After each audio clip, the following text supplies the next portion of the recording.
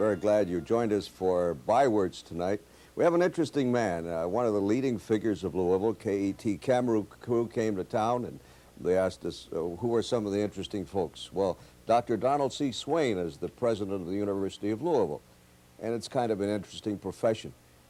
I've always wondered, Dr. Swain, I know there is no school to teach you how to be a university president. It's kind of unusual because there are schools to be diplomats, to be accountants.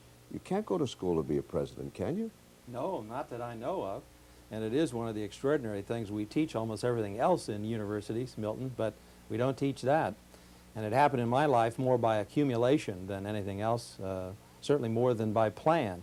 But I wouldn't trade places with anybody in the world. I'm having a wonderful time as a university president. Well, a few years ago, when there were so many rebellions and so forth, it wasn't the cushiest job in the world to be a college president, was it?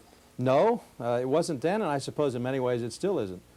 University president is in the middle of the crossfire almost always, whether you're talking about raising basketball ticket prices, which we're doing at the University of Louisville, or whether you're talking about affirmative action standards, or whether you're talking about many other issues where people cared greatly, you know, in this community and in the University of Louisville community.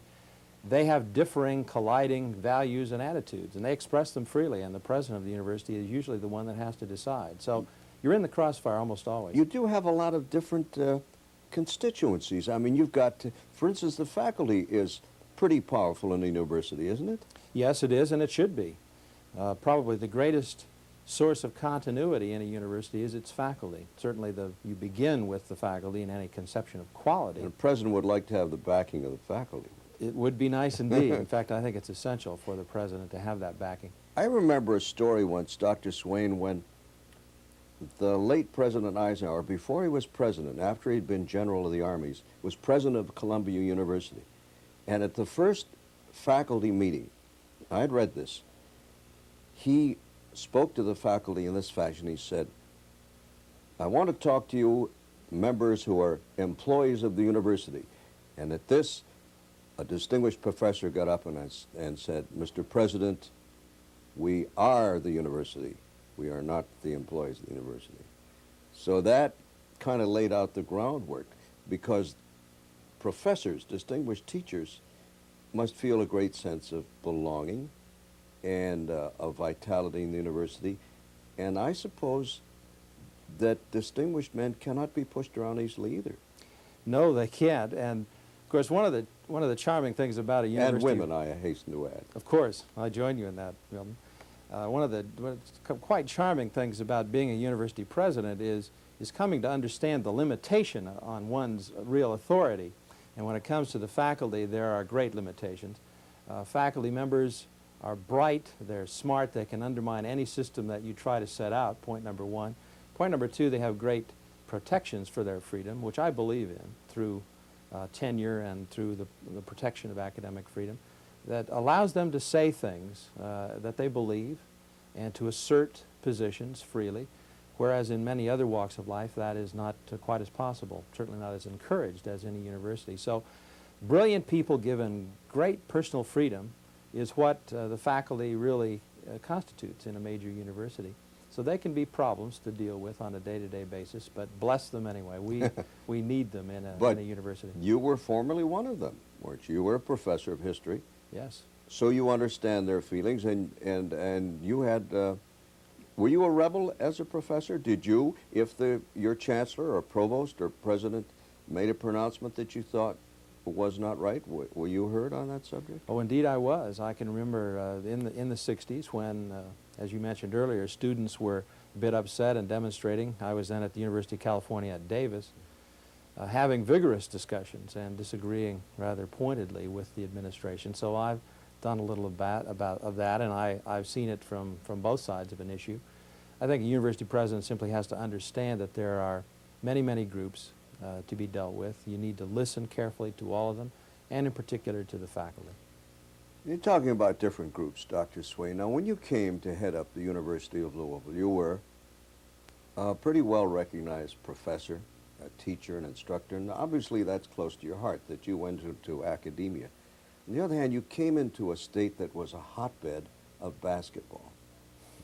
Now, that doesn't mean that scholarship and sports don't go together, but it seems to me that if you want a number one university, you will use any honorable tool at your disposal to make it a great university, whether it's a great chemistry department or a medical school or a great basketball outfit. Now, you came here, you've got a great basketball program, as indeed your friend Dr. Singletary at the University of Kentucky and Dr. Ryan up at Indiana University. How do you reconcile the goals of great scholarship with an American sport? I don't consider them to be mutually exclusive. That's how I reconcile them. I think one can seek for and develop excellence in many, many parts of the university, including athletics. I don't believe that there's anything wrong with that, unless it results from spending money on athletics that otherwise should have gone into supporting the academic side of the university. We're not doing that at the University of Louisville to any substantial degree at the moment, and by 1986 we will be entirely self-supporting in athletics. So I think even on that score at U of L, there really is nothing mutually exclusive. I'm in favor of excellence, whether it's basketball or chemistry or research. But you do admit that, a great basketball team gets more publicity than a great philosophy department. Yes, it does. In fact, the most recent example of that was the fact that the University of Louisville also has an outstanding debate team. Right. We won the national debate tournament 2 years ago, and we got about an inch and a half coverage in the newspaper on that. This last year we came in second. We were runners-up, and this time we got a little more publicity, a rather nice amount, which helped me make the point that the University of Louisville has excellence in other areas than basketball. But I'm proud of our basketball team. When I was a candidate to be president here, the search committee asked me, "Do you like basketball?" And I said, "Sure." But I really had no way of knowing the full meaning of that question or that answer Is it a way in of the life? Kentucky context. You bring up a very interesting point. When you were talked to by the search committee, it so happens that in my career, I've talked to a lot of actors, and I'm always interested in how they got an acting job. They become famous, and maybe it's that first part, but it's very difficult to audition because there are many other talented actors. Do they do it with any greater sensitivity in the world of scholarship? For instance, when you appear before a committee, do you feel that for the presidency of a university, which is a big job, and there are other people who want that position, is it a trying circumstance? I didn't find it a trying circumstance. When I interviewed for the presidency at the University of Louisville, the people were very friendly. They were very courteous and solicitous of my comfort and my sense of well-being in the process. They kept me very well informed, so there were no surprises. And of course, the renowned hospitality of Louisville and Kentucky is something that makes recruiting people into Kentucky, I think, easier. Do they dig very deeply down? Do they ask you really penetrating personal questions? They certainly did, and they also got on the phone and called everybody that I've ever known somewhere around the country, so you feel that you're scrutinized, certainly. Would they ask, for instance, a neighbor, does this man drink? Does he have any bad habits?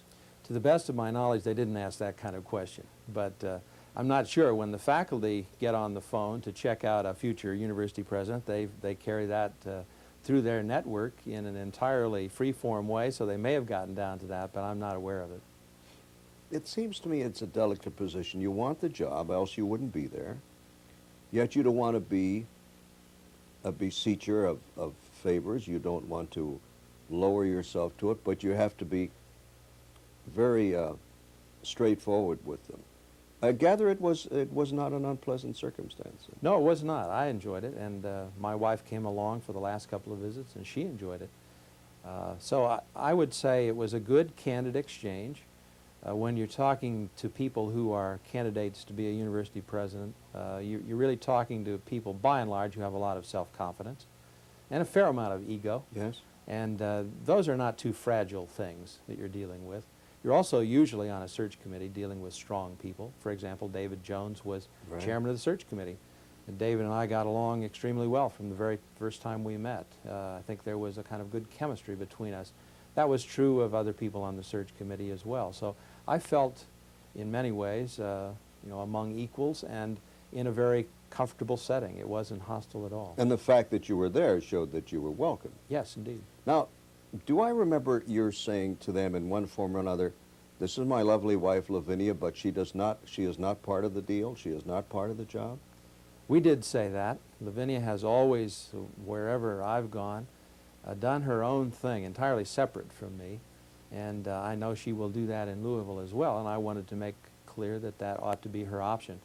Of course, she also assured everyone that she would be very much interested in being First Lady of the University of Louisville, and she's done that, I think, rather well. But she wants to be her own person. She wants to move out from my shadow, and she will. But how did that sit with the committee? They understood it? They understood it. I don't think that was a problem. Now, you taught what kind of history? I taught American history and specialized in the 20th century time period, and especially the history of the environmental movement. Did you want to, from the beginning, switch from pure teaching to administration? No, you know, Milton, when I was a graduate student at Berkeley, farthest thing from in my mind was going into administration. I had a certain conception of myself of being Mr. Chips. I was going to go out and enjoy teaching and get to know the students, and I could have been very happy doing that. But one of the first decisions I made was that, and this grew out of my intellectual excitement in writing my dissertation. I'd never written a book before, and I did that, and I found that a very compelling and deeply engaging enterprise, and I liked that. So instead of being Mr. Chips, I decided, well, maybe I'll take a crack at getting a job on the faculty of a research university where I not only can teach, but also do some scholarship and research. And so I ended up in the University of California system. And I did just thoroughly enjoy teaching and writing about history. I plead guilty to being one of these people, very lucky people in life. I ended up being a historian simply because I just truly love to read and talk about history. And I figured out a way to make a living doing that. American history. American history, right. So I ended up teaching, writing history, found that after about 10 or 12 years of doing that, I enjoyed it, felt that I was pretty good at it, and though I had no particular plan to move on to other things, when something opened up, I was willing to consider it. It seems to me that it's not easy to be a good president of a university, that you're juggling a lot of different balls in the air at the time. As you said, you have so many different populations that you serve, that you have to seek funds, you have to seek academic excellence, you're glad to have winning teams, you're part of the community in which you live, and you also take funds from them, in this case because it's a municipal. Do you have a lot of help? I get a lot of advice, Milton, about how I should do my job and how the university should respond to these various clienteles. I also have a good staff, and they help me keep in touch with all of these groups. But you're right. One of the fascinating things about being a university president is the fact that your day is made up of microcosms of maybe an hour or half an hour at a time with a whole series of groups, no two of which are likely to be the same. So there's great variety, a great interest, a lot of spontaneity in a typical day that I have, and a lot of challenge. But you have to change gears quickly, in other Yes. words. Now, for instance, you're here for an hour or so with me. Now, we happen to be doing this at near lunch hour. Now, you have to meet with many different people this afternoon? Mm-hmm. I do have a full schedule of meeting with deans and with some alumni and with some people who are interested in how we represent ourselves to the Council on Higher Education, so that it's not only local groups, but it also is dealing with legislative people or interests, and in the Council on Higher Education there's a governmental level of involvement and a governance level dealing with the Board of Trustees. Now, board members take a lot of care in feeding. We haven't mentioned them yet. That's right. They're your board of, like a corporative board of directors, in other words. Board of Trustees Right. is made up of 20 people at the University of Louisville, and at the moment they're just an excellent board. They've given me very strong support. I do try to keep them very well informed about what I'm doing and to ask their advice and participation in making difficult decisions when the time comes. Anytime we have a controversial subject, I usually end up having a whole series of breakfasts where 3 or 4 of us at a time can get together and talk about it. That's right. How do you remain responsive to the people you report to, in this case the Board of Trustees, and stay your own man? I think the key to that is simple, honest candor with them. And I will always lay out my point of view, and depending on how strongly I feel on it, will sit back and encourage the board to react to that. And obviously, if the board basically likes the way I'm going, they cheer me on. If they say, well, we think you maybe ought to think about going a slightly different angle, I'm very much open to discussing that with them. I think that's the kind of relationship that a president ought to have, must have, with the Board of Trustees. We must have a lot of parents who have youngsters who are going to school or going to go, or we have youngsters of college age. What do you get, ideally, out of the university experience? From the student's point of view? Yes. Oh, I think in the long span of a student's life, assuming that the student is still fairly young, you get an immensely enriching and broadening experience from a university. You don't get as many answers about the deep questions of life as many people think they will in a university education, but what you get is an enrichment, a capacity, though it may even be vicarious, to appreciate a wider range of things than you would have been able to appreciate in your life without coming to university. I hope you begin to think. You begin to think critically and independently. You begin to develop the tools that will allow you to make independent decisions about your life and about your own free society. In certain special fields, of course, you develop highly specialized competencies. But in general, you prepare yourself for a more creative leadership role, a broadened and enriched role in a free society. I didn't hear you say once, to help you make a good living. I didn't say that, and I think that should follow, Milton, although Well, that's not the first mission. it's not my first mission as a university president to emphasize those programs. Any university, of course, has a great diversity of programs, some of which are more general and others are more specialized. What do you think about young people today, Dr. Swain? I have a lot of That's a optimism. pretty general question, I'll admit. I have a lot of optimism about the future because of my respect for young people that I meet today. They're solid, hardworking, deeply committed young people. They believe, generally speaking, in the United States. They believe that they can make a contribution. Not all of them are certain just what that contribution will be, but in general, it gives me hope for the future to be around them. They are awfully interested in what's going to happen in the next 2 or 3 years. That's in the nature of being a student.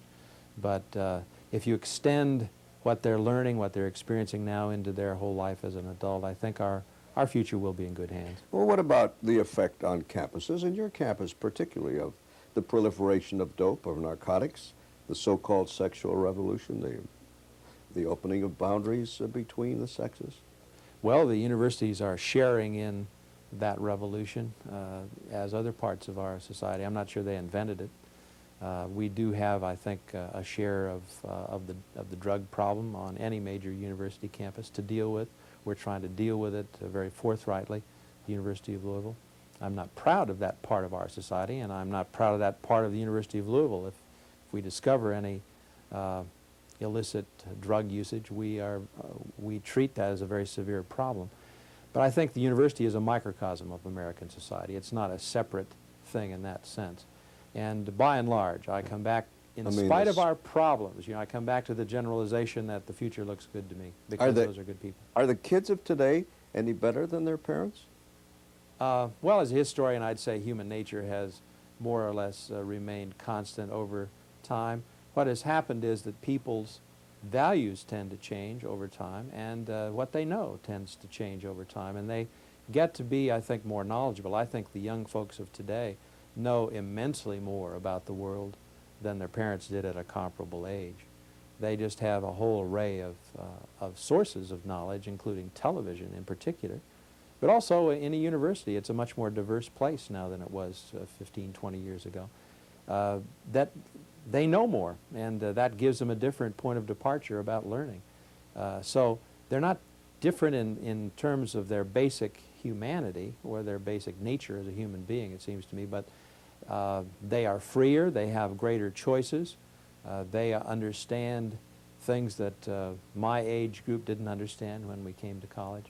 And so there's a dimension of these young people that I think is quite extraordinary as compared to when I was a college student. We'd spoken earlier of your wife, Lavinia. How seriously does she take you, Dr. Swain? She keeps me humble. She is a critic and a supporter at various times. Not necessarily in that order? Not always in that order. She tries to give me information about how the community is reacting to me. She has her own circles, and that's a very valuable source of information. I can share this with you, Milton.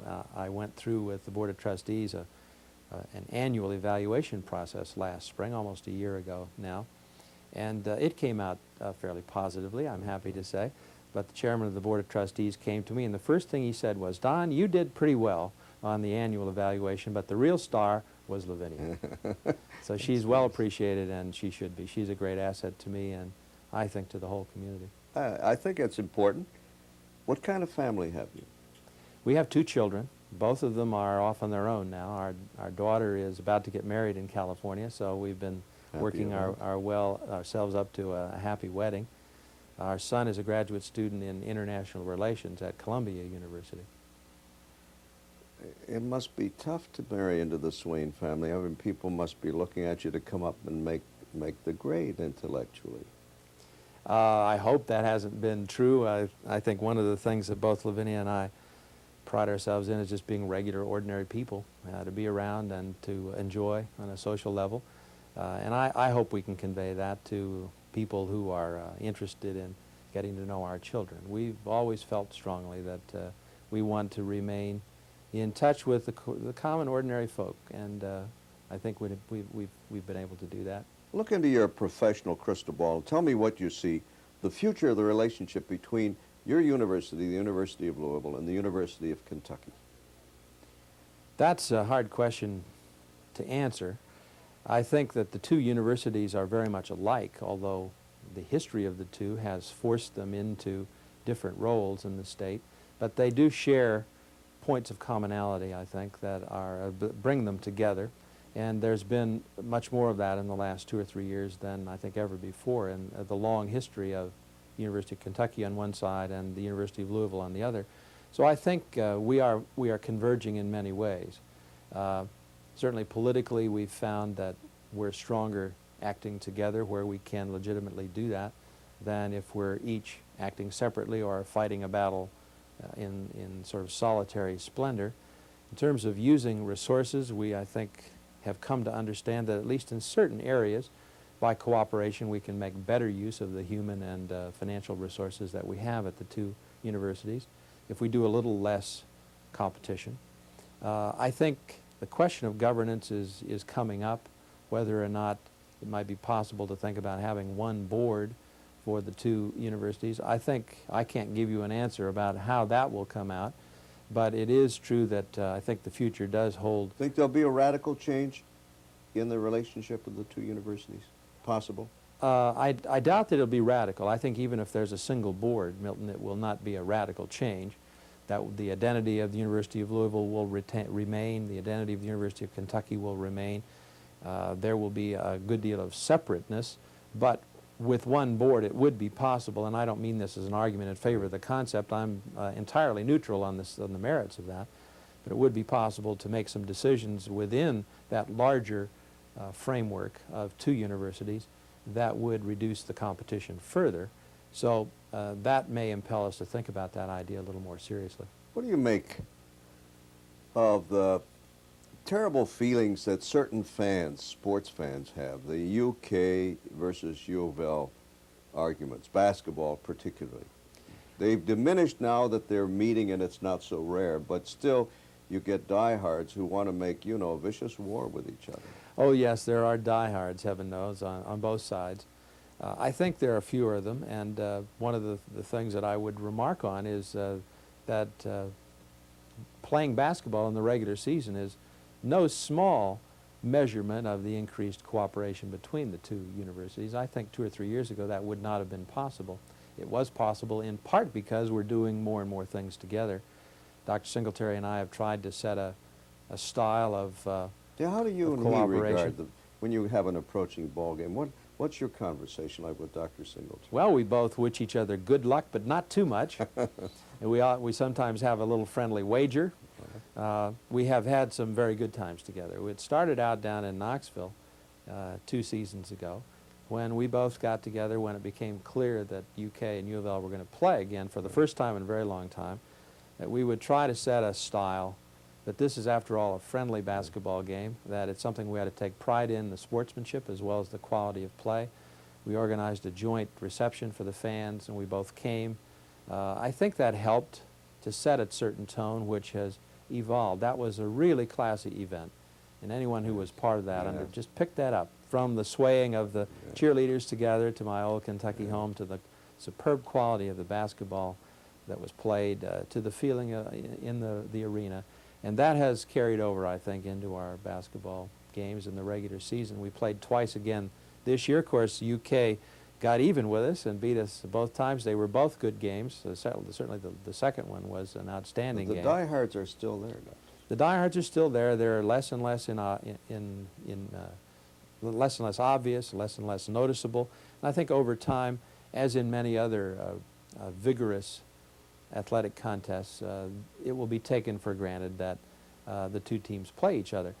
There are diehards in Indiana when Purdue plays IU. There are diehards in North Carolina when North Carolina plays North Carolina State. I can tell you there were diehards in California when UCLA played Berkeley.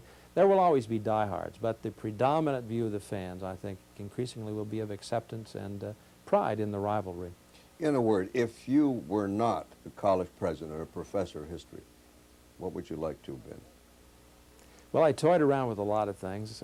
Some people tell me I'm verbal enough to be a lawyer. Perhaps that was one thing I thought of being, and I would have enjoyed that, I think. I think I would have enjoyed being in the Foreign Service and representing the government, around the world somewhere on the diplomatic side of things. I thought a little bit about that. I could have done a lot of things. One of the parts about me that I've become more and more accustomed to and comfortable with over the years is that I'm interested in almost everything. Very good. And I'm a generalist, not a specialist. Thank you very much. Good to have you on Bywords. And my guest has been Dr. Donald C. Swain, President of the University of Louisville. Thank you on behalf of Bywords. I'm Milton Metz.